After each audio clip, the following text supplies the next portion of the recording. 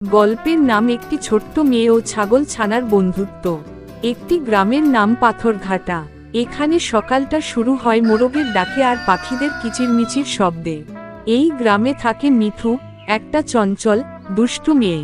ওর সবচেয়ে প্রিয় বন্ধু ছিল একটা ছোট ছাগলছানা, নাম টিকলি। টিকলি ছিল খুব বোকা আর আদুরে। সারাদিন মিঠুর পেছনে পেছনে ঘোরে। মিঠু যখন মাঠে যায়, টিকলি ঝাঁপিয়ে পড়ে কোলে। যখন মিঠু কিছু খায়, ওর সঙ্গেই টিকলি চিবোচে ঘাস। একদিন হঠাৎ টিকলি হারিয়ে যায়।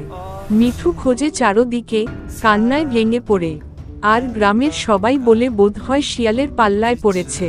কিন্তু মিঠু হার মানে না। পরের দিন সকালে সে একা চলে যায় জঙ্গলের দিকে, যেখানে কেউ যায় না। অনেক খোঁজাখুঁজির পর ঝোপঝাড়ের পেছনে শোনা যায় একটা না মে মে শব্দ। টিকলি পায়ে কাটা ফুটে আটকে পড়েছিল। মিঠু কোলে করে টিকলিকে বাড়ি নিয়ে আসে। আর গ্রামের সবাই দেখে, বলে একটা ছোট্ট মেয়ে কিভাবে ভালোবাসা আর সাহসে নিজের প্রাণীর জন্য সবকিছু করতে পারে। তারপর গ্রামের চেয়ারম্যান কাকা এসে হাসতে হাসতে বলেছিলেন, এখন থেকে পাথরঘাটার বাঘ মিঠু, আর তার সেনাপতি টিকলি। বন্ধুরা, গল্পটি ভালো লাগলে লাইক, কমেন্ট, শেয়ার আর সাবস্ক্রাইব করে দেবেন। ধন্যবাদ।